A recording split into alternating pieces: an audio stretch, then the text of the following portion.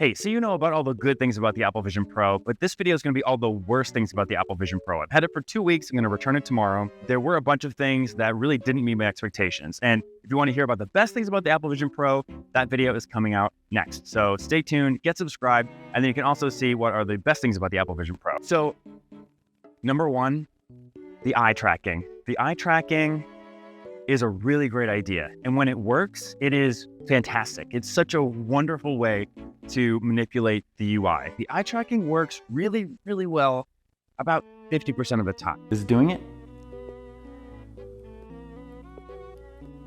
No. Which is really very bad because your eyes are your pointing device.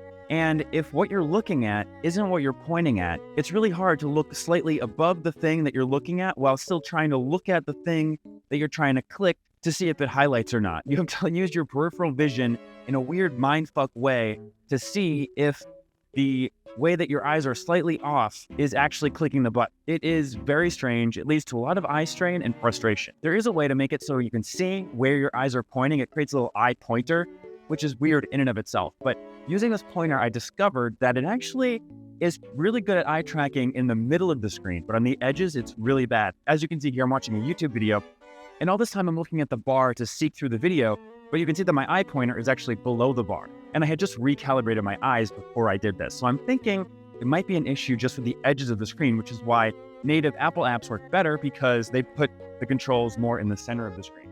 So that's definitely a downside of the Apple Vision Pro because the eye tracking is a great way to control the system, but also when it doesn't work, it really doesn't work. Your eyes are just like the way that you focus on the world. And when that's your pointer, if it's not exact, it just feels weird and leads to a lot of strain. The other issue that I was very surprised about actually was the motion blur. Like Mark Zuckerberg put out his video where he said, oh, the motion blur is bad. I was like, fuck you, Zuck. It is not bad. I tried it at the Apple Store. I didn't even notice motion blur. Fast forward to me actually buying it and using it in my house, and it was really bad. Like putting it on for the first time and looking at the pass-through, it's just like, you just can't believe it's just so juddery and stuttery. Like the motion blur is really bad. I did get used to it. Like it wasn't a horrifying nightmare the whole time I was using it, but it was before the whole setup. And probably for the first day, I noticed it. After that, I don't notice it as much. It was kind of interesting though. Like after taking off the goggles for the first time, the world looked so fluid, crazy. Like suddenly it was like I was looking at a 120 hertz TV versus looking at like a 15 hertz TV. But it's not something you notice when you're actually in an immersive environment. There's no motion blur there, only in the pass-through. Okay, next, being able to record immersive video sounds really cool, but it's not there yet. I think it's okay that this costs so much because most people won't be getting it. So most people won't have to deal with version 1.0 of immersive video.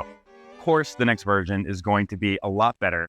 So I'm looking forward to the next version when they upgrade the quality of the immersive video. Okay, the next thing that really sucks on the Apple Vision Pro is gaming. It really is not meant to be a gaming headset. It's meant to be a 3D movie watching headset, which it really excels at. But any kind of games that I tried were cool, but I mean, the Meta Quest really is much better at games. The less motion there is in a game and the less action there is in a game, the better. Like I was playing this game called Game Room where I was like doing chess and all this kind of stuff in solitaire.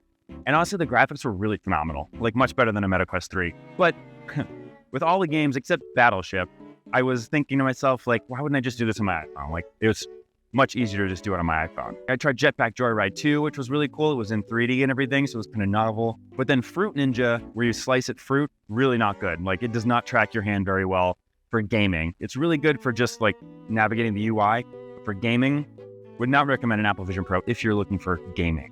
Also, comfort-wise, the strap that the thing comes with is borderline unusable. Like really, after 30 minutes, your face hurts, you have a headache, and you want to stop. It comes with an alternate headband that goes over your head and over the back, which is a lot better. So I would recommend always using that one. Like they shouldn't even ship the other one. It's just so painful to wear.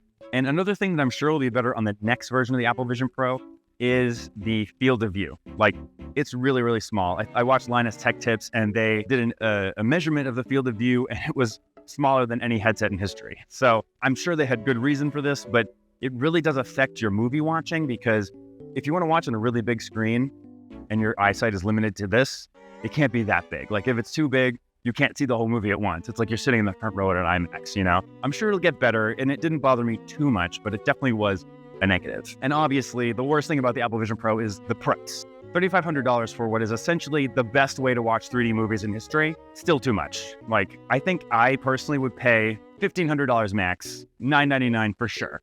Like, anything more than that, I think would be too much. And $34.99 is definitely too much for this. I think they were trying to justify the price by saying it does all these things, but for me, the only thing it did phenomenally was watching 3D movies. If you like this video, my next video is going to be the best things about the Apple Vision Pro, so stay tuned for that.